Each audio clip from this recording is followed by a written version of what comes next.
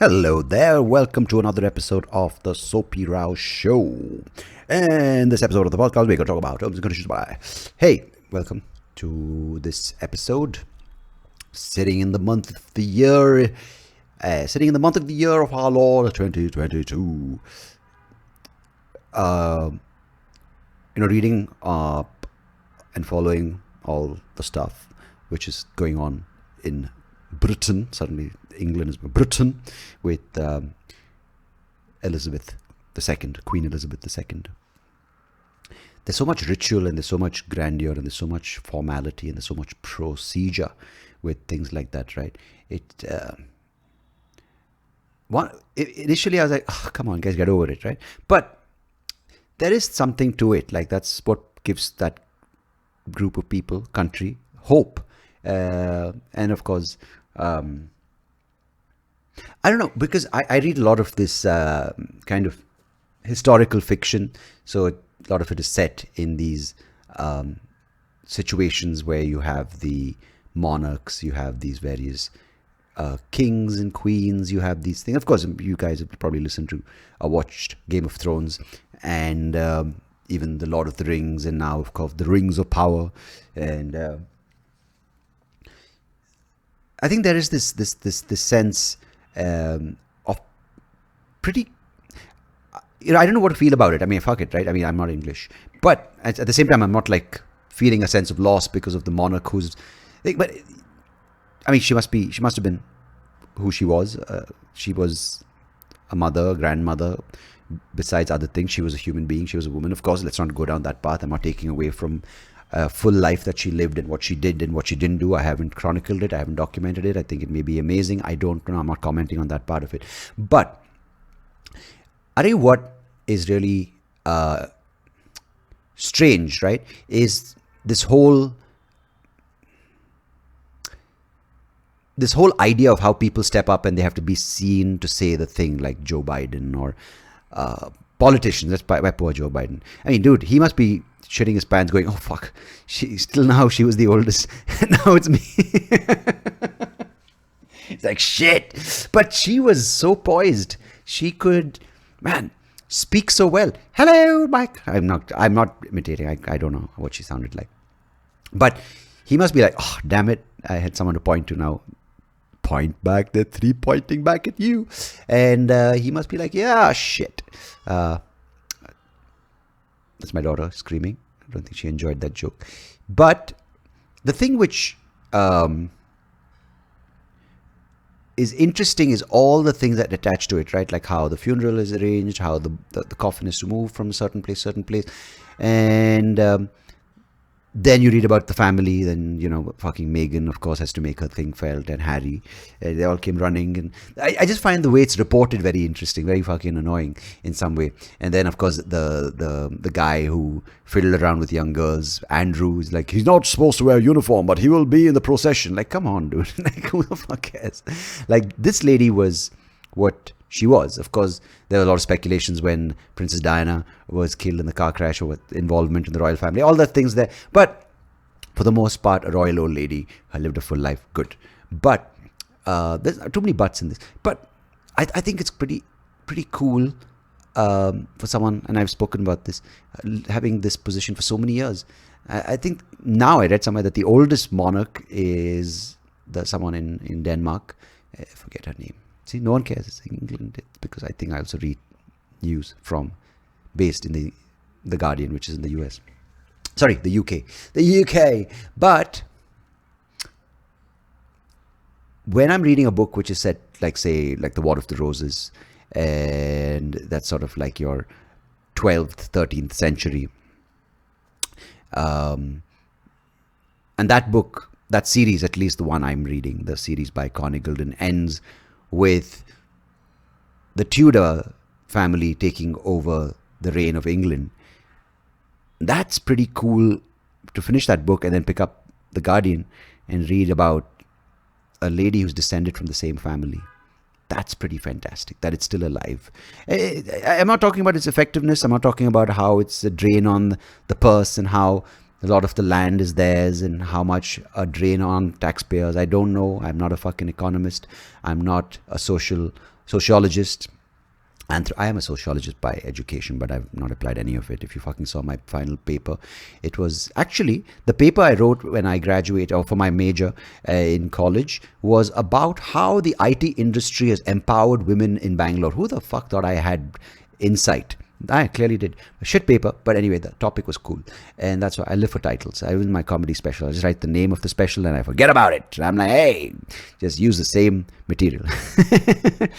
But I find that pretty fantastic, that pretty romantic, let's call it that. It's pretty like ball-ticklingly cozy, that there's this thing that you can connect. Like, hey, I know a person who lived in my time who knows your uncle's grandfather, bro. That's what I feel like telling the characters in the book when I'm listening to it. I know your great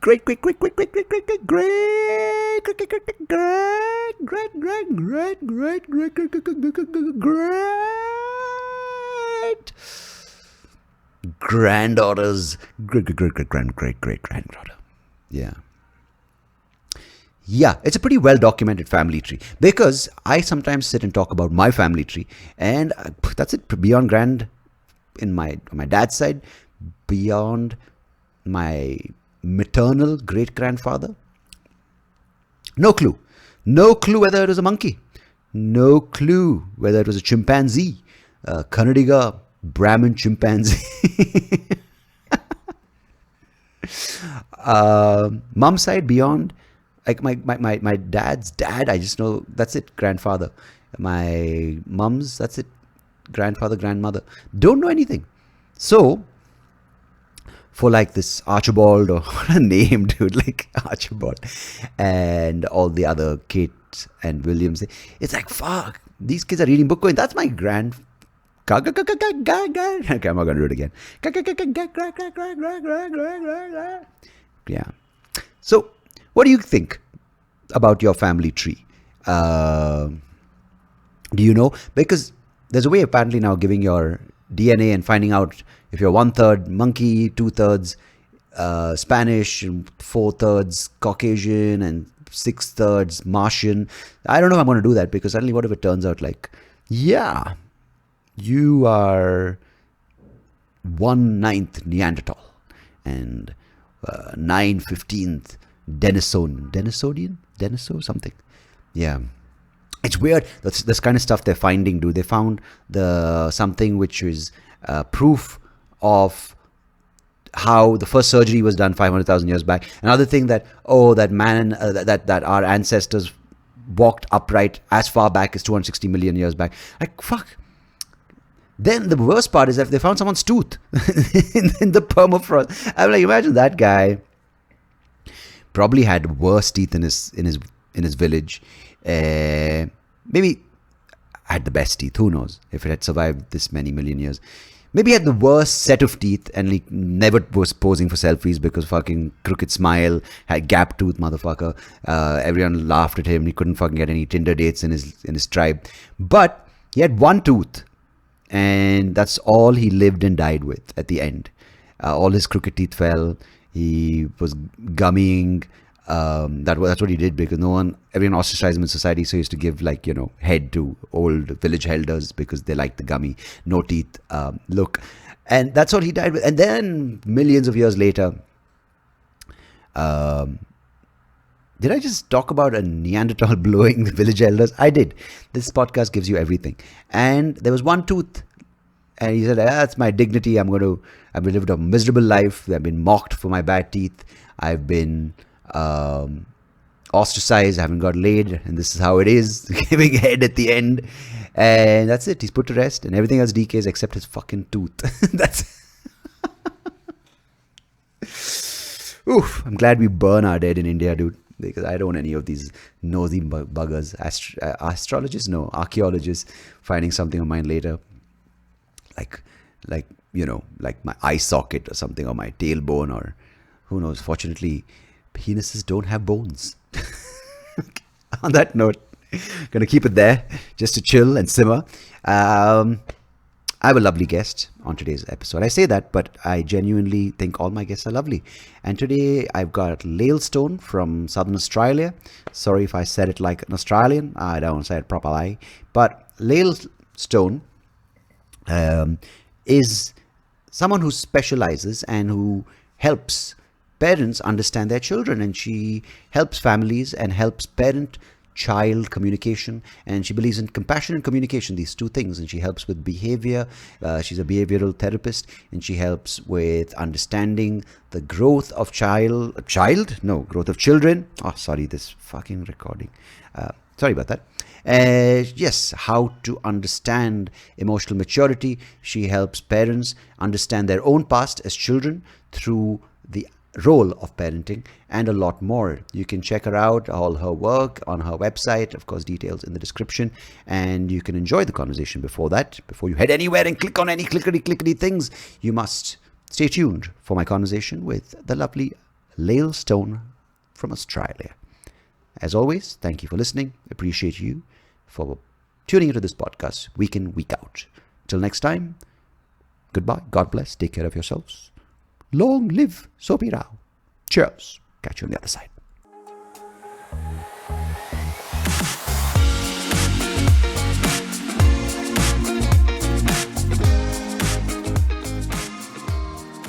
Lael Stone, welcome to the SoapyRao show. Thank you so much for joining me today. I'm very happy to be here. Thanks for having me. I feel really good asking you how to pronounce your name, because otherwise I would butcher it. Just been like, Lael. So thanks for helping I out. often joke I've spent most of my life explaining my name, and now I kind of answer to anything. So if somebody just says, I'm like, yeah, is that me? You after? Yeah. The weirdest thing is I'm awful at spelling, right? So the thing is that I'm more phonetic because I've never sort of, I've read, but I'm kind of not really a big spelling person.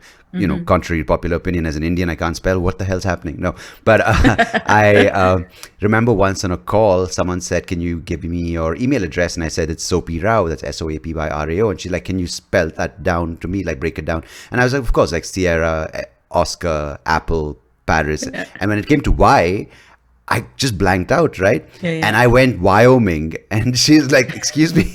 What? Exactly. So yeah, I totally get it. I don't really spell out my name anymore because I'm like, yellow. That's much better than Wyoming, which is completely a W. Yeah. So yes, anyways, I get you. Thank you so much for joining me all the way from Victoria. And how are things in Australia? Because it almost seems when you read the news like the world is just either on fire or flooding or something or the other, or rats. There's a crazy rat issue in Australia. So it's almost sometimes good to talk to an individual as opposed to reading the news. Yes.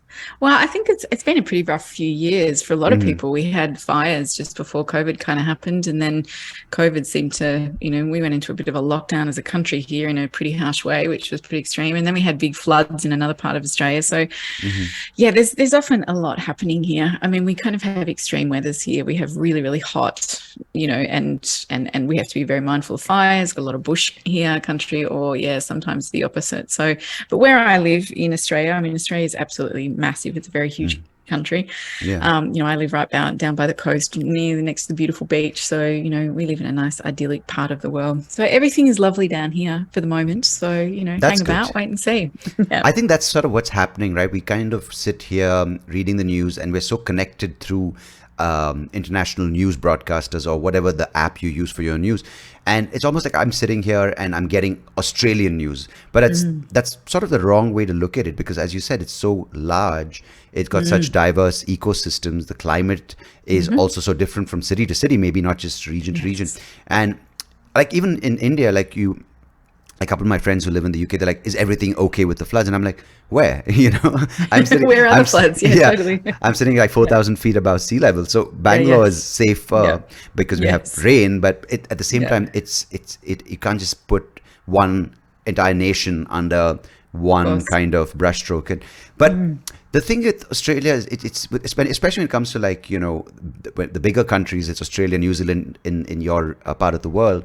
I mean, of course, then you have the Pacific Islands and those countries and those regions. But it's almost like you have your own ecosystem when it comes to the like the oceans and the like, especially during the lockdown, it felt like, oh, it's so far away, and it is really far to get to. But how was the entire approach? Because it seems like you said, of course, you're on the beach, you have a lovely time of it, but did it feel like you were more isolated as a person living in that part of the world?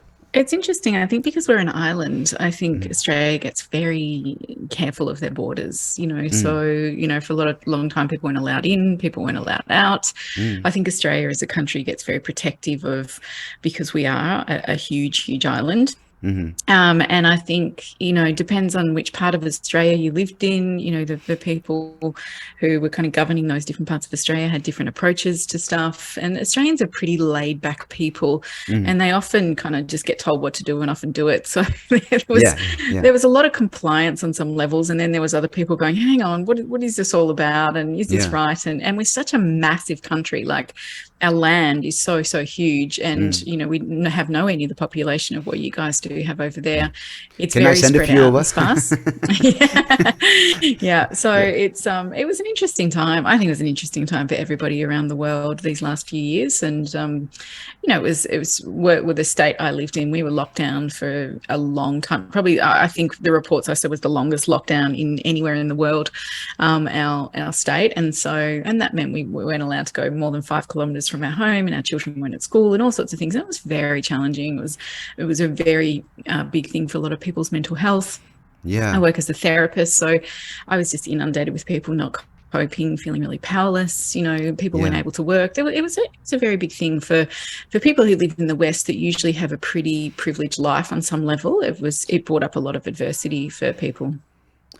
I think almost this idea of development and progress and technological access to technological advancement, it almost seemed like while of course it helped people with calls like this, working from home, Zoom calls, etc., or even talking to their therapist online or talking to their family online, I almost feel from a couple of the instances where isolation is a factor, it felt like it opened up the gap, or the avenue opened up more for phones to come in, or smartphones or smart tablets, to kind of make itself more indispensable in our lives. And I think that almost opened the cracks in the mind. I mean, and this is something I was talking to a friend about, how the mind is never been under so much sort of threat from devices, right? Typically, like we do, the mind should be a tool of our consciousness, and the mind should then control other tools. But it's almost like the tool is controlling the mind, like the phone is controlling the mind and the mind is controlling us. And we've become a mess in many ways, right? With addiction to social media or these things. So maybe I know it's a bit of a vague question, if at all, but with your work you've done as a therapist and also in child development, and also maybe we'll get to that aspect of it in a bit, but what have you witnessed with the impact of relationship, or impact on relationships, and the way technology has kind of taken a stronger hold on people, and maybe on the individual level, because obviously we can't make blanket statements in these sort of affairs, right? Yeah, it's a really good question, and one that I've seen, and something I talk about a lot with parents in regards to children, is that when we don't really want to deal with life, or perhaps when we don't have the tools to express our feelings or navigate the tricky things in life, our default is to move towards repressing our feelings. And we do that by looking for things that we can do so that we don't have to feel. Now, that can sometimes be eating lots. It could be drinking a lot of wine. It could be being online and just like gaming. It could be, online shopping. It could be, using phones and stuff like that. And there is no doubt that technology plays into these parts of us that want to repress our feelings in a huge way. So, on one level, technology is brilliant because it allows us to connect all over the world. We're having a conversation in 2 different countries right now. We can see each other. It allows us to connect with families. It allows us to take business on a whole other level. There is some brilliance about technology. But the impact, I think, on the human spirit, particularly in the network of a family, and particularly when I talk a lot about connection, we see that the impact of technology creates massive repression mechanisms within people. So And we see this from little kids around the age of 2 or 3. Yeah. When a little one's upset, we might put an iPad or a phone in front of their face so they can watch a show or an animation or a cartoon or something on it, and then they're quiet, and then we don't have to deal with them. And then that becomes something that we just go, oh, at least they're quiet and they're not bothering me. I'll just keep giving that to them. Yeah. And so then our children become quite addicted to needing a screen all the time to entertain themselves. So they find it very difficult to be bored or to just be outside in nature and those kind of things. And then, of course, for us as adults, you know, when we don't want to deal with life, we can just sit there and scroll on Instagram for 3 hours, right? And we're looking at a whole lot of mindless stuff that actually doesn't have any relevance to us. And then we might get into comparison of that person's life looks better than mine. And it can be a bit of a vicious cycle that goes on for people. And so I think technology has created on some level connection and a lot of disconnection. And a lot of that disconnection, I think, is disconnection with the self. So that we just check out when I don't want to deal with something. Well, what can I do? Now, you know, that I guess, you know, I'm 47, you know, so many years ago when I was a teenager and stuff growing up, we obviously didn't have the internet. So it looked a bit different for us, right? We had a lot more time to be bored. We had a lot more time where we had to connect. We'd go to a friend's house and we'd sit there and talk and listen to music and all those kind of things. Whereas a lot of we see where the teenagers today, they get together and they're in the same room, but they're on their phones, right? And I just witnessed that last week with someone in my family, you know, just the two of them like, oh, we haven't seen each other in 2 years, hug each other. Oh, did you see this TikTok reel? I'm like, yeah. So there's places of connection which can be incredible with that, but it also is creating, I think, a barrier on one level to really being intimate and connecting with other humans. And on the other level, it's also acting as a tool so that we can numb out a lot, so we don't actually have to feel what we're feeling. And then that becomes a bigger issue as well. And so I think, you know, it's like anything in life, balance is really important. It's like, it's okay to have some sugar, but it's not okay to have sugar all the time. And it maybe is okay to have some alcohol, but not lots and lots of alcohol. And it's the same with technology. It's okay and it's wonderful because it can help us access a lot of stuff. Yet when we're using it every hour of our life and we're doing it just so we don't have to feel, then that's when it becomes a big issue. Yeah, it's so weird, right? Like that same device that let these kids connect from different parts of the world is separating them within the same room. It's very interesting. And you know what happens? I want to ask you, like with this idea of feeling, right? We numb it in small doses, right? Every time we get rejection, we kind of turn to, say, for instance, if it's like Tinder, we get swipe left on an app, then we go to another app where we might get a swipe right. And it's kind of like almost we're being bounced around in different directions, or kind of we're actually pushing ourselves away and away. And the reason I ask you about feeling is, you know, I told you before we started recording about my eye condition, and when I said we can maybe use my example as just to address the idea of feeling, is many times sort of like in my case, right? Like it happened so long ago. When I was 8, I really couldn't really process what I felt with losing this sort of sense overnight, right? Like a lot of my eyesight was gone. So as a kid, you can't really put words saying separation anxiety or worrying about abandonment or whatever. You look back in therapy and you're like, yeah, these things make sense. But you kind of are forced to hold on to that particular aspect of loss, when in my case, it's the disability or the vision loss. But maybe, you know, it what happened for me is that was just sort of the thing that was visible, but a lot of the other stuff that happened under the surface was not something I addressed, because I kept going back to the eye condition. Oh, I can't see. That was my if you want to call it the visible issue that was causing all these various things. But actually there's so many other things which were deeper and which needed to be addressed, which I did, fortunately. And the eye condition is just something that you use because it's something that people can connect to. Does that make any sense? It definitely makes sense. I think as humans, we're very complex and we are emotional feeling beings. And I think what we get told a lot in the world, and this is in many, it translates through many cultures, is that be happy and think positive. And if you're upset, well, just, you know, put a smile on your face or move on, or, that's not acceptable. Don't cry, don't be upset, don't be angry. And I think for a very, very long time, we have discounted those feelings, but they're actually just normal parts of being a human, being upset, being frustrated, feeling grief, all those kind of things. Yet many of our cultures are deeply uncomfortable with feelings. We don't know how to be with them. And so what we learn to do, particularly when we become parents, is we learn to tell our children when they're upset, oh, you've got nothing to be upset about, and move on, or, don't cry, it's not okay. And then we actually get conditioned to learn, well, it's not safe for me to feel. So, and that kind of ties into what we were talking about before. So we look for ways to kind of numb ourselves, and that can be many different things that we do. And what's interesting, I think, is that we can have what I call traumas, right? And we could say that, what happened to you when you were 8 with your eyes was a trauma, right? Because all of a sudden it was okay, and then the next minute it's not. And it would be so understandable for you as an 8-year-old going through that trauma, that goes through all the elements that are connected to that trauma, which is, I feel out of control. I feel really powerless. There's deep sadness because it's not the way I want it to be.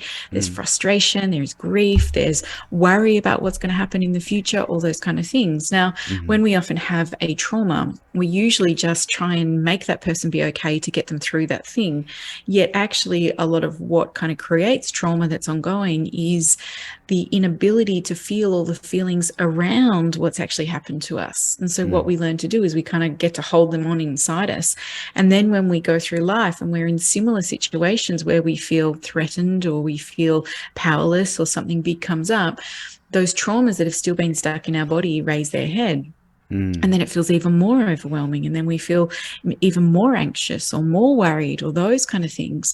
And so, I love hearing that you have worked through many of the processes that would have happened for you when you were 8, because there's no doubt that they will turn up in other aspects of your life. And yet sometimes what we do as humans is we get so stuck in our trauma or so stuck in the story that happened that we use it so that we don't actually have to interact in life, or we don't ever have to reach our potential, or we don't ever take risks or be out there in the world, because that can often feel very scary. So we stay back in the trauma or the story and say, well, I can't because of this. Now, there is no judgment around that, because I have a saying, we are always coming from protection, which means we are hardwired to keep ourselves safe. Our number one job as a human is to say, oh, there's danger there, don't do that, keep yourself safe. Now, sometimes that looks like don't take a risk, and be creative, because then people might judge me, so that might be scary, so don't do it. Or don't go follow my dreams and my passions because people might not approve of me, or I might mess it up, so don't do it. It's better just to stay safe and stay doing stuff that I don't really love, but at least there's safety in it. And we all do this as humans because we're all hardwired to come from a place of protection. But then often what happens is that feels so stifling, being in that stuck place. Finally, we go, well, you know what? I'm going to take that risk because it can't be any worse than what it feels like here, feeling, numb or stuck or just unhappy with where I am. And then we often take those risks and we say, oh my God, it is safe to take a risk and I can do it. And what's the worst that's going to happen? And then we kind of keep growing and evolving from that. So, I think we all have stories and traumas that happen in our lives, right? For you at 8, that was a big pivotal piece. Everybody has something. It might be, the death of a parent, or something happens to a loved one, or it might be that, we hurt ourselves physically, or there's a lot of stuff that can go on for all humans. And we all have the ability and the potential to heal life and heal those things. But if we don't have the tools and the support to do it, we can get really stuck. And then that's who we believe we are, when actually, we are a lot of infinite potential and possibility. Yeah, it's really well said, I think, because I found the problem with this safety as an idea that you create these patterns that you keep reinforcing. And the thing is, you have signs like anxiety, right? And I used it in the initial stage as something, an additional thing that's gone wrong with me. I'm like, why me, right? Why is this happening again? Like, isn't enough? But when you kind of flip it, which of course takes a lot of taking a step back and looking at what's happening, when you flip it, you realize that the safety starts becoming more and more claustrophobic. It starts shrinking, as you said. And what happens with this thing, at least the problem I found, is with going back to the trauma, is these patterns build, right? So you have these, you repress the emotions, you're looking at life through this victim card, or the victim perspective, saying, why me? The whole world is against me, my family doesn't support me, I'm disabled. And then you kind of escalate, you repress these feelings, and it bursts in this, whether it's the manifestation through a hammer, you get hammered and you do it when you're drunk, or whatever it may be, the outburst, right? And then people around you are like, oh, he's had the outburst again. And I found the problem is that everything around you, your relationships, they kind of fit that pattern. So your friends expect you to do that, your family expects you to do this, and then the idea I'm just saying is it just keeps reinforcing. So and if you get married, then your partner reacts in that way. So you have to, and that's something I wanted to ask you before this, like with feelings, as you repress them more and numb them more, it gets harder to express, right? And this is something I found, it was so hard, but it's even one step to let go is terrifying at that stage. Yeah, absolutely. Well, what you're saying is very true, is that when we've never been modeled healthy ways to express our feelings. So often when I'm working with parents, I say, so what happened for you when you were a little child? Like when you got upset, or you were angry, or you were frustrated, or things didn't feel fair, how did your parents respond to you? Now, some people might have been ignored, some people might have been smacked or hit, some may have been sent away, some may have been just, their back was turned on them. A lot of the adults I work with weren't actually responded to in the way that they deeply desired. And part of, I think, changing some of our stories around parenting and how we can parent our children in a conscious way is beginning to understand that feelings, just all they need to do is be felt and then let go. So we need to feel it for 7 or 8 minutes, just the upset, the anger, the tears, whatever it is, and then we can let it go. Yet so often our belief systems and narratives that we got around crying or being upset is that it's a sign of weakness, and that you shouldn't be vulnerable, particularly for men. You shouldn't cry, don't be weak, be strong. And so therefore we are so conditioned by our culture that we often go, that's not okay. So we learn not to do it. And then as you brought out, then what happens is sometimes it comes out in aggression. So that when we have this massive buildup of feelings inside us, and then when someone makes fun of us, or we feel powerless, or we feel out of control, then those feelings come pouring out in rage and anger and upset. And then what happens? We get labeled, oh, look at them, they're crazy, or they're just too over the top, or that kind of stuff. And then it feeds this cycle again. And so what we're looking for is, I guess, adults who actually go, you know what, it is okay to feel. And hey, when I'm upset, what do? Well, I can call a friend and I can say, hey, can you just listen to me for 10 minutes? Because I feel really upset about this thing and I just need to talk about it. And your friend says, yes, I'll just listen to you. And your friend isn't there to fix you, and they're not there to offer you advice. They're just there to listen. And so then as we talk or we express, and maybe we have a cry and let it out, well, how do we feel afterwards? We usually feel much better, because our nervous system's just reset itself. There's actually beautiful healing properties in tears when we cry, and especially when we're being listened to by someone. Then what happens is our body comes back into a reset, and then we don't have to keep numbing the feelings, or we don't turn them into anger. And so this is something that we have to learn to do often as adults, because it was not modeled to us. And we're doing a lot of undoing, which means we're having to kind of go back to, well, I was never taught how to do this, I'm learning to do it now. And then the work I often do with families is, the more we can do that for ourselves as adults, then the easier it will be to do for our children as well. So that when our children are upset, we can take a deep breath and we can get down on the ground with them and go, oh, you're having a hard time, tell me all about it. And just allow those feelings to move, because when there is safety for those feelings to move, those feelings will move, and then a child will come back into balance, and then they're happy, and then they're often usually cooperative, and they'll go about their day. So I think as a world, as a human race, we have been frightened of feelings for a very long time, because it makes people uncomfortable, and because a lot of us don't want to feel the hurts of what we felt from the past. So we keep working really hard to not feel it. Yet the way to, I guess, awareness or a greater level of consciousness is through feeling. There's no way around it. You have to go through it, right? Yeah. And I think the thing is, when we learn to actually do it in ways that feel safe for us, then it can feel incredibly freeing. Yeah, it's amazing you said that, because we have these benchmarks that you have to sort of live up to be a parent, right? you have to be responsible, you have to be a provider, you have to be you have to have an income, you have to have a home. But no one asks about the emotional part. Like, because someone asked me, will you ever have a kid? This was many years back.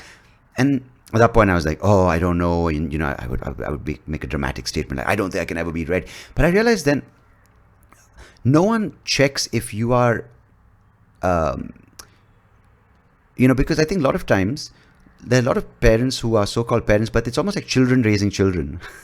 Oh, it so is. It so is. 100%. But no one looks at that. They only look at the material badge of being a parent. Do you have enough money to provide for that kid? And when you talk about even parents, they're like, oh, I have this school, that international school, or that syllabus. I took my kid to this holiday or that holiday. I provided with this particular kind of curriculum, these kind of toys.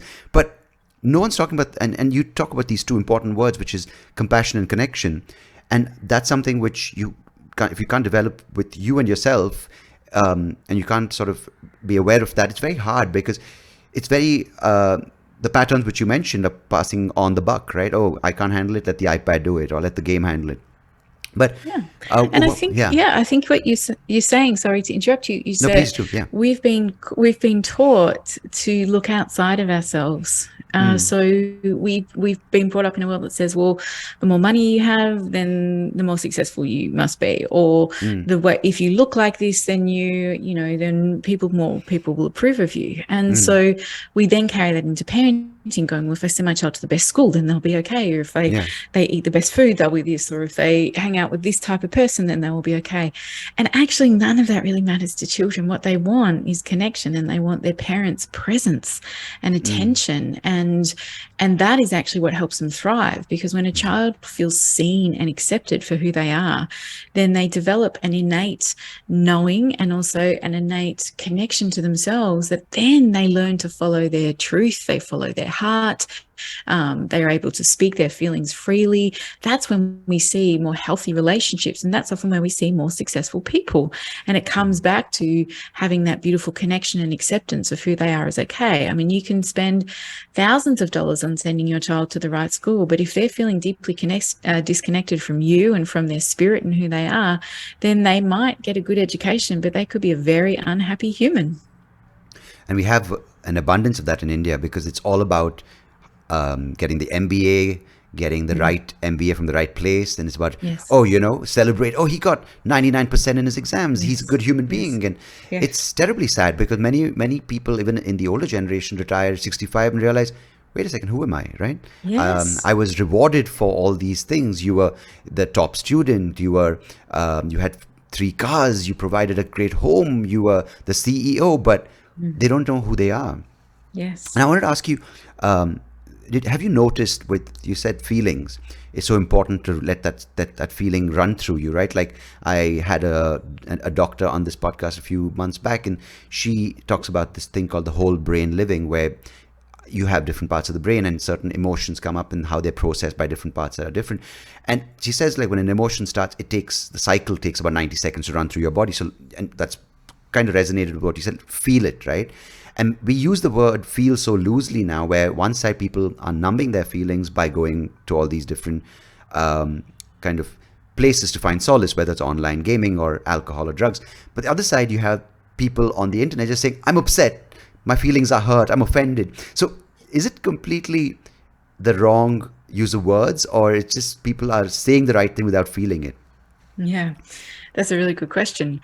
I think, again, we all can make words. We all have a relationship with words and make them mean what we want to make them mean. I think if you're on the internet saying, I'm outraged and I'm frustrated, then I would question what your motive is. What are you wanting from people to go, oh, you poor thing, and that's not fair, and I will champion your cause as well? Or, I often find that when we're having to announce how we're feeling to the greater world, then there's usually something else that's driving that. Because if we were to really feel sometimes, then we would probably be pretty quiet and personal, and we might share it with one other person, and we would feel the vulnerability of it. But I think we're very good at bypassing the feeling and talking about the outrage, and then we get validation for the outrage. So I think it's very nuanced. And look, again, it kind of comes back to most of us haven't been taught how to feel our feelings in a healthy way. And so when we feel a bit upset, well, what do I need? I want to know that people care about me, so I'll put it on the internet. And then if I get 30 people messaging me back going, you poor thing, then our ego goes, okay, yeah, well, they must love me then because I'm upset. And actually we've probably bypassed the feelings of what we're actually meant to be feeling, because we're all about, well, am I enough? Do people love me? What? And so I think, like, as you said before, sometimes it's a child doing the parenting. Many of us are still kind of the wounded child walking around in adult bodies, and we're still kind of in that wounded story that often says, am I enough? Do you love me just the way I am? Is who I am okay in the world? Like, they're the kind of core issues that most of our pain comes back to. Yeah, it's when you're in that, it's so hard to when people, especially people who care, tell you, it's so easy to resist, and you push back. You don't know anything, because 45 people on Instagram said I'm right. They validated my post, and then when people who actually care about you, like your parents or your wife or your sister or your husband or whoever it may be, when they say, hey, listen, it may be a bit much, you need to sort of take a step back and look at it, and you're like, no, you don't know anything. So you kind of alienate yourself from the most important support system, and in many cases that support system is not even connected to you, right? Because you might say, I have parents, I might have siblings, but they're all on the same couch watching 30 different things, right? And I think there's a beautiful point that you bring up, is that it can feel really painful having to feel some of these deeper things, right? And a lot of us don't willingly lean into it. Like, we spend most of our life avoiding it if we can. And so there's a good reason, because it feels painful, because we're worried it's going to bring up other things. And so I think we look really hard to deflect from that, or we look to blame someone else for why we're feeling the way we feel. And I think that takes a level of maturity and consciousness to actually lean into the feelings and say, yeah, I feel deeply sad, or I feel really hurt because I didn't get my needs met here, or I was misunderstood in these ways. And our job is just to feel those parts and be really compassionate to those younger parts of us, to the 8-year-old who was really maybe struggling with what was happening, and just say, oh gosh, that was a really hard thing that happened, and send them a lot of compassion and kindness to it, because compassion and particularly when there's no judgment, is the way that we feel the feeling safely, so we can then let us move on. If we move in with judgment and criticism, and I shouldn't be weak, and why do I feel like that, and I'm not a good person, we're going to perpetuate this negative linking cycle that is around, I'm not enough, I'm not good enough. And then that actually then often makes us far more judgmental of others as well. So the more compassionate we can be to us, to our own stories, the more compassionate it allows us to be to others as well. No, it's such a complex set of things, right? Because if you actually in a situation feel what that situation made you feel, you almost let it go. But if you put your whatever it may be, the ego, if you want to call it, or the way you look at life, or if you look at it through this particular card that you are always flaunting, that the feeling doesn't have a place to go. It's almost like the drain is blocked. And you're in a very interesting space, because you have to talk to parents about their kids. And for parents, especially in a lot of today's society, their kid is their resume, right? So in many ways, if the kid is wrong or the kid is a bit of a mess, it's like the parent has failed. And a lot of times, I don't know how your experience has been, but I'm not a therapist, but I'm just saying, when you talk about a child to a parent, it's almost like they come with their ego on the line. So you can't get through to them objectively, because the moment you say anything, like say for instance, your kid has too much screen time, they're not listening to it as your kid is watching stuff which is not good. It's like you have ruined your child. You know what I mean? So the question is going into the brain or into their thing with a very different intent. So how do you get past that? Well, I come to it with a lot of compassion. I mean, Mm. whenever I work with parents, one of the first things I say is like, I have three children, right? They're adults Hmm. now. One's still a teenager, but Yeah. the other two are adults. And I often say to parents, everything that you've stuffed up or messed up with the kids, I've done. There is Yeah. no perfect parent, right? We're all Mm. doing the best job we know how. So Yeah. I firstly come from a place of deep compassion and empathy for adults and for parents because I know how hard it is raising children. And I know how doubly hard it is raising them with some level of awareness. Yeah. So I always come from the human place, which is that this is tricky and there is no perfect. And I love to remind parents that we are often parenting in a way that was done to us. Mm. So the way that we were raised, perhaps that was very authoritarian, maybe it was very permissive. Either what we'll do is copy those patterns or we swing so far to the other direction because we're like, I'm never going to be like my dad or I'm never going to be like my mom. And we kind of swing too far in the other direction and actually don't Yeah. find the middle ground, the balance. And so again, I always come to it going, remember, we're doing the best job we know how. Now, our beautiful children are going to have stuff. They have Yeah. to because it's how they grow and it's how they learn. There Yeah. is no perfect child. It doesn't matter if you get them in bed, perfect time every night and feed them all the best food and take them to the best school. They are a human and the human experience is messy. And Yeah. so they are going to have times where they might hit another child or they're not going to get picked in the team or Yeah. they're going to mess up and make a mistake. And what our children need to know in those times and spaces is that we've got their back, that we're beside them, that we're like, hey, we all make mistakes. I make mistakes all the time. Yeah. And so I want you to know that, hey, it's just part of learning and I love you no matter what. So Mm. when I kind of frame it like that, parents, I think, can often go, okay, well, there's a bit more wiggle room here because I know I'm not perfect. And I often say to them, and you have to remember, that you are parenting from a place usually that's connected to your own wounds. So that means Mm. that maybe there's stuff that happened to you when you were a child that didn't feel good. And when we become a parent, often our children will behave in certain ways that bring all those feelings up for us. And so we have reactions as well. So parenting is messy. It's super, super messy. And here's the thing about children is children in their unique spirit kind of come along and actually what they're saying to us is, you know what, parents, I don't want your unconscious baggage.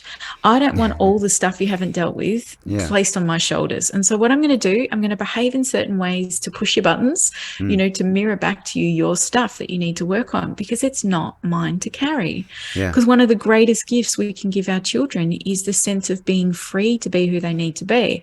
Now, Yeah. the way we do that is by looking at our own wounds and our own stories so we don't project that onto our kids. So, if you grew up in a house, right, where there was this incredible pressure, you must be successful at all costs, right? And then in your being, you're like, oh my God, I have to be good at everything. So you just keep striving and striving and striving, even if it's not something you love. Yeah. This need for approval is so great. You often abandon who you are or what you really love in order just to get this approval. And then, you might achieve in some places and maybe you get approval, maybe you don't. And then you have children. And then we're passing on that story again. Oh my God, I'm going to be a good parent only if you're a good child and only if you're successful and you do this and you do that. And then we just continue this cycle. Very And then conditional. children, Yeah. yeah, then children will actually go, hey, I don't want this. This is not mine. And they mirror it back to you. So they might be like, I don't like studying. I'm not going to do that. Or I want to play sport all the time. And you're like, no, you should get good grades. And so what happens is there's this conflict that happens. And a lot of the time it's the parent's story saying, I am only going to be okay if you tick all these boxes, right? Or if you behave this certain way, or if you live up to this standard, then I will still be okay. Whereas the truth and the reality is this, is that every single child who is born enough. Right? They do not have to look a certain way, get good grades, behave in a certain way to be worthy of love. Every single child who is born is worthy of love simply because you are a human. And part of, I think, the doing the work as an adult is really leaning into that conditioning and that patterning and going, actually, does this serve me or not? Now, sometimes it's very hard to shift because the cultural imprints are so strong in us. We're like, but people might judge me and will I not be accepted if I don't? But part of changing these generational patterns that perhaps don't serve us is doing the work as an adult to heal some of those stories. And then we can see our beautiful children in front of us and we say, go be who you need to be in the world. Well, that's beautiful. I think that in itself, I think will help a lot of people, not just parents, because I think what happens is that you get so caught up in your own narrative, right? And then you feel judged in that narrative, like, especially in the information age where there's a podcast for everything, there's a YouTube video on every aspect of life, how to be the best parent, or how to be the best child, or how to be the best influencer baby, or whatever they're doing. And the strange thing is, it is, I mean, what you just said is what I would love every parent to tell their child, but it isn't the case, right? It isn't the reality. But I wanted to understand, as I was mentioning to you, I have a 3-month-old, and last night she was really struggling, and she was, my wife was trying to put her to bed, and she was howling, and it was very hard to see them cry. And she's only 3 months; she doesn't talk, she doesn't have any social conditioning, at least to a very large extent. But it's very difficult, and you automatically use the tool of blame, right? You're like, "What did you eat?" or "What's wrong that's led to this?" And in many cases, it's not the case, right? It's not anything that's gone wrong. They're just babies, and they're new to this world, and they need to think. But I want to sort of use that as a way to understand, like in where you live in Australia, it's basically the parent, the mother, the father, or mother, the mother, depending on the family setup, and the child. And in many cases, when you work with them, you work with 2 or 3 people. You work with the parents and the kid. In India, it's a lot more extended family being involved, whether it's grandparents or the uncles in the joint family, maybe even more. So while you might get through to the parents and say, hey, this is what it is, and what you just said, which will, of course, change their perspective and their approach to their child, what do you do with the the various other elements that also play a role? Like, because the parent and the child might be fine, but the parent and his parent, or the parent and his uncle, or the parent and his sibling might have an issue, which might be another extension, which will come back to affect the child-parent relationship. Yes, it's very tricky. Yeah. It's interesting, when we look at families, we often play certain roles in our family. So, depending sometimes on what order you were born or your family kind of makeup, one child might play the good boy or the good girl. The other one might be the rebel. The other one might be, taking care of everybody's feelings all the time. Someone else might be, the one that's feels responsible to make their parents happy. We all kind of play different roles, and part of that is learning, I guess, about ourselves and what we do. And yes, then when we have a family unit, we often, when we are with our family, will slot back into that role that we've been conditioned to believe. Now, even as adults, we can sometimes I don't want to be the good boy anymore. I don't want to be the, the naughty one, or that kind of stuff. But it's very hard when we go back into our family of origin to hold our center. And then it becomes extra hard when everybody's got an opinion on what they think you should do to really, stay connected. And so often I say to parents is that when you get advice, and this still happens in Australia, it can be in-laws or grandparents or that kind of stuff, often have something to say around your new baby or whatever. I often say to parents to say things like, thank you so much for your suggestion. I'll take that on board. Right. And then that's it.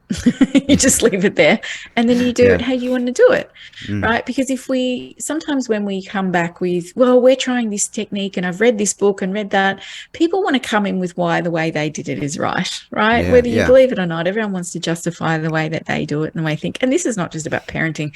This is about everything. This is about what food you should eat. This is how you should exercise. This is the job you should do. Everyone's got an opinion, and everyone loves to share their opinion, even when it's not asked for. Right?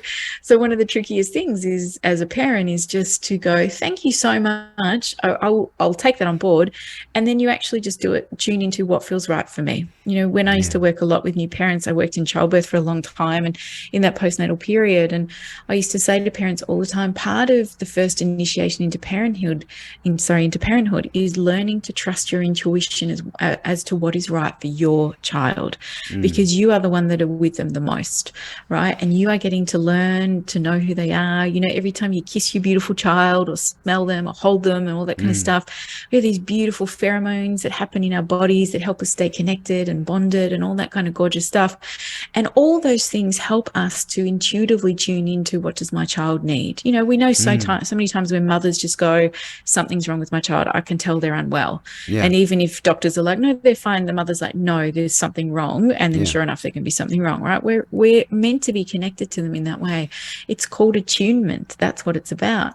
And so I think the thing it's really important when we become parents is to remember that it's your job to be attuned to your child, right? It's your job to trust your intuition and your gut as to what feels right for this beautiful little being. And one of the hardest things to do is to block out the noise around us. But at the end of the day, learning in that first year of parenting, it's all about attunement and really tuning in and learning who this little person is so you can help them thrive in the world. And that's what your job is to do. And that's why it sometimes feels tricky, because it takes a bit of time. And also we get influenced by all this external noise telling us different ways. And so if we blocked out that noise on some level and went, well, what does my gut say and what does this feel? Then that's what we should listen to. Yeah, you know, it's almost like there is a definition, like everything else, right? Like your like for the words, but the society is sort of labeled with son equals this, daughter equals this, husband equals this, wife equals this. And similarly, parent, it's almost like there are a definite set of traits that you have to display for other people to say, you're a great parent. But I just really appreciate what you just said, because it's almost like, screw that. You don't have to do all the right things because people have told you that that's what a parent must be. But it's more like your child's here and there's no better person to teach you how to be a parent or play the role of a parent than your kid. So instead of looking out and saying that's what they told me to do to the kid or to help my child, you look at the child and say, what can I do in some way, right? Yeah, totally. I mean, this is our job as parents, is actually to get a little bit quiet and still and attune into our child to see what is it they're showing me. So I often talk, with a little baby, they're often, close to you and you're with them. But if it's a 3-year-old or a 6-year-old or a 10-year-old, I often say to parents, when they walk into the room, do this kind of little scan of them. Like, where are they in their bodies? Are they in balance? Are they feeling good? Are they chatty? Are they happy? Are they relaxed in their bodies? Are they playing with their siblings kindly? Or are they out of balance? Can you see that there's something off? Are they starting to pick a fight with their brother? Are they, really not wanting to be cooperative? Like, can you see it? And when they're out of balance, our job is to tune into them to help them move back into balance. And sometimes they do that through playfulness, through laughing, through a bit of connection. Sometimes it's through setting a limit so that they might push up against it and have a big cry. And there's some big hurts that they're needing to release so they can come back into balance. So our job is to be attuned to them. And in order to be attuned to them, we sometimes need to slow down, right? We sometimes need to get a bit quiet in ourselves to go, well, where is my child? But when we're juggling work and emails and cooking dinner and all the things, it's very hard to often tune into our children. And so I think particularly in the early years of raising kids, if we can do it in a way where when we are with our children, we can slow down a bit, then we can stay attuned and connected to them, which then will support them to be who they need to be. And that's often where we have a much more harmonious family. Because when we are rushing, when we're not connected, a child at some point is going to be like, I need to get my needs met here. And so sometimes they do that through behavior. They fight or they have big tantrums or they do stuff to try and get your attention because they're like, I need your presence. I need you to help me. Whereas if we can kind of be proactive of just like, hey, my child's been at school all day, so when we get home we need to have some connection time, so maybe we play for half an hour and we laugh and we giggle and we reconnect, and that may be what my child needs just to feel in balance and feel close to me again. So there's many things that we can do to stay connected to our kids, and I think a lot of the time it comes back to often slowing down enough so we can see it. Actually, when I was talking to you earlier, you're such a good listener that suddenly I was like, is my internet working? Are you still there? Like, I was, you're so good at listening. So I was just like, I couldn't really tell if there was, you were still there or I've lost you because you were just so quiet and listening well. So it's nice to talk to someone. I interrupt a lot. And we live in this information age, and it's almost like everyone has to spout information. As you mentioned, right? Everyone has an opinion. And everyone, even within the family, it's like, for instance, I like reading up, listening to podcasts or an audiobook on thing. And the other day, my wife was like, we were talking about colic and how the baby, a little girl is struggling with certain things. And I was telling my wife, Nivi, I was like, Nivs, I was listening to the Badass Breastfeeding podcast. And on that day, she's like, can you just shut up? Can you? So I'm a bit of this kind of like, oh, you know what? I read this article on The Guardian. She's like, just shut up. I'm like, okay. Ah, yes. Well, I'm that sometimes guy. there is too much information, but I love that you are invested and that you're like, hey, how can I help you? And I'll listen to this information. It's beautiful because as parents, we need to support each other. We so Yeah. need to support each other, especially, when you've had a new baby and in that first year, more than ever, we need support and we need to be a team because Yeah. it's a huge life change, having a baby and figuring out who you are as a parent. And I often say you become a servant to this little Yeah. being. And Yeah. so that's really full on. And so when we can do it as a partnership and a team, it can make such a difference because we then don't feel so alone and we feel, we can actually, work through stuff to support our little ones. So I think it's beautiful that you did that. I think that's so Yeah. lovely. And if you look at my Spotify playlist, it's like, Dad University podcast, badass breastfeeding podcast. Awesome. I love it. I love it. I mean, this idea of emotional maturity is what we've been talking about. But I just want to understand if you could paint a bit of a picture of the direction our society is heading. I don't know if it's too broad a brushstroke for you to paint, but with the scenario we're creating with not much looking like it's changing. Of course, people like you are helping on the individual family level for people to realize what this entire conversation should sound like in their own mind before they sort of take it to parenting or take it to the larger unit. But with for instance, let's look at India as an example, right? Because it's a country on the rise when it comes to, I don't know, whatever people mean by that, economically, a stronger middle class.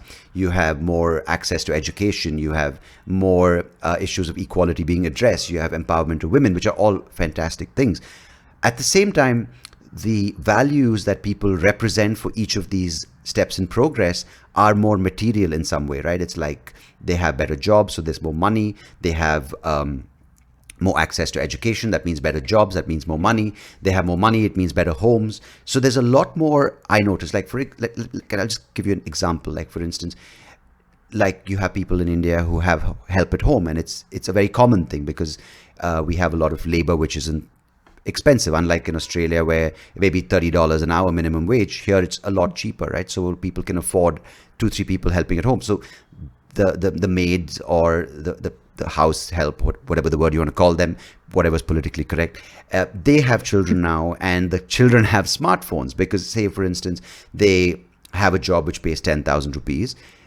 Instead of appreciating that 10,000, and here this comes without judgment, right? I'm not saying I have this so they shouldn't have it, but and imagine if I go tell that person who's now suddenly seen a salary hike from 10 to 20,000 rupees, don't spend all your money on smartphones, enjoy, be in the moment. And they're like, screw you, I've never seen this. I want to enjoy life. I want to eat a sandwich. I want to eat fast food. I want to eat sugary foods, which I might have experienced and gone, you know what, I've had enough of it. I know it's bad for me. I want to eat healthy, right? So I'm just saying all these double standards, if you want to call it. But at the same time, a kid who's sitting in lower income or maybe even in poverty has access to a smartphone, has access to cheap internet. And you see this across developing countries because that's how they believe that's empowering the population, give them access to online content. So while that's a very noble idea, the flip side of that is they are seeing things that they cannot get. And that's, I mean, I know just from people I know personally, like someone the other day is like, yeah, my husband's or my stepson almost killed himself because he couldn't handle it. So it's how do you, I'm sorry, I don't know if it was a question or just more of an observation, but what's the direction you see and what's something we can do besides, of course, to our own kids as parents, but in our own sort of little community, maybe what is the things that you are seeing that are healthy, that are unhealthy, and the direction that we're heading in? It's a good question. I don't know if I can come up with the 4-step plan of what we should do. No. I'll give it a go. Just 2 steps. I don't think my listeners can go through more than 2 steps. All right. Well, I think that the way I see it, and I'll look at it from the perspective of where I am in Australia for a moment, is that, yes, I'm absolutely hearing you about the demographic of children having access to the internet and seeing stuff that they potentially can't have. The same thing still happens here in Australia. You know, we have children that are seeing stuff. And I often talk, I was doing a talk the other night at a secondary school, so a high school for parents, and I was talking about the mental health of our teenagers and how it's really challenging, because when we were growing up and we were teenagers, we would compare ourselves to the kids at our school or the ones we caught the bus with, whereas our children are comparing themselves to the world constantly. So we're always in this comparison. Am I enough? Am I good enough? Do I look pretty enough?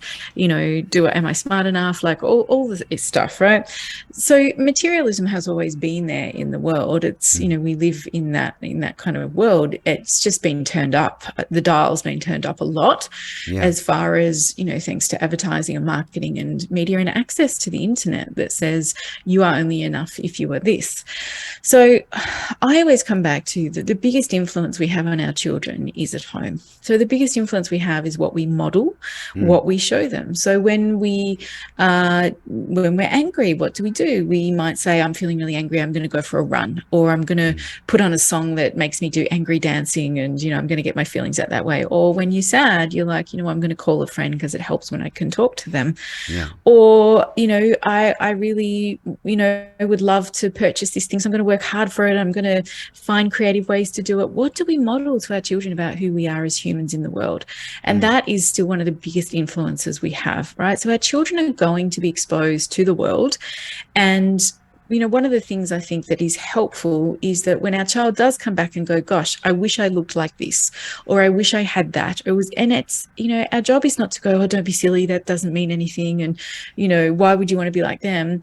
Our job is to go, I can really get that. Yeah. You know, what is it about that looks appealing to you? Or what do you think that would make you feel if you had that? It's not telling them they're wrong. It's not distracting them. It's actually opening up a conversation to say, yeah, what do you think that will mean? And then again, we kind of model and guide. Well, do you know what I found in my life is that no matter what things we have, sometimes it actually doesn't make us happy. We have to feel like we're connected to ourselves and to those people that we love. And I don't think we can discount how much we model to our children and the impact and the influence that we have. Now, they're still going to be exposed to stuff in schooling or in other places in the world, but what we model to our children and how we turn up for them still is the biggest influence on where kids are in the world.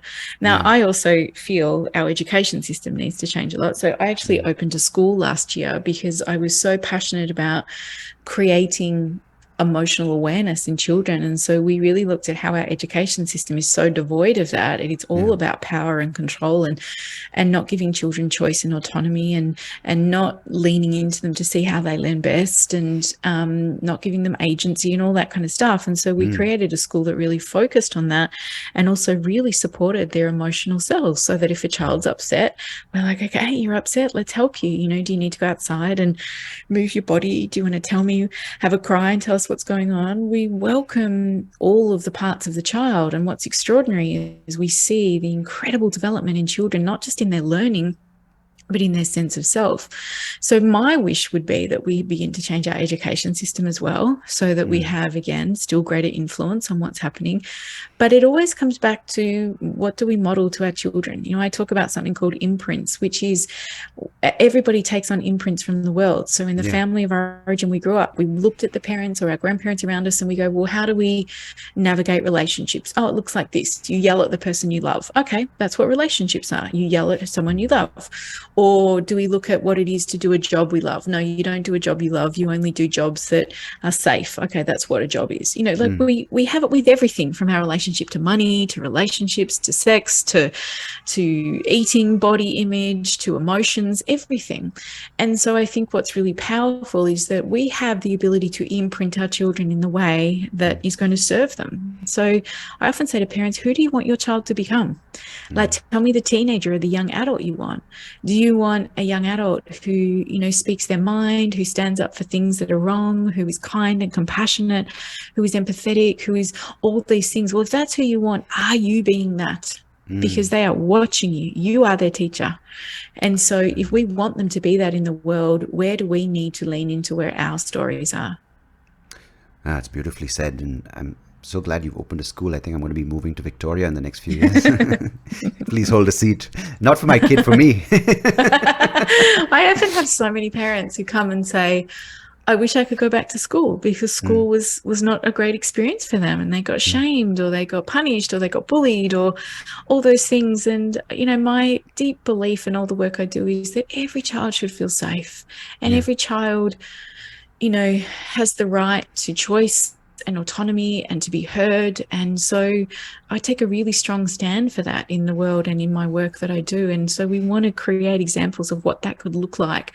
And a lot of the time when we're looking at doing that, it starts with the adults. We have to do the work as the adults so we can turn up for our children in that way. No, it's amazing. And I'm so glad that people like you and the work you do it's so important, because even schools are in I mean, I talk about India because that's my frame of reference, and more specifically Bangalore. It's as you said, as we spoke about in the beginning, it's a status, right? Like this international school, and the fees aren't reasonable by any means, right? Of course, this is across different segments of society, you have different price points, but it's, and then of course someone's like, oh no, my child goes to the Waldorf system, or my child goes to Montessori. It's just like you say it without no, but I'm so glad that you took the time to share what you've experienced with your clients, or with the stories you've heard and the experiences you've had in your career, and more importantly the great work you're doing. And I really appreciate you joining me today, Lael, I got it right. So thank you for being such an amazing guest on today's episode. Thank you for having me. It's been a pleasure to speak to you. Lovely. And if there's any other parenting tip I need, I'm going to be, your number's going to be on speed dial.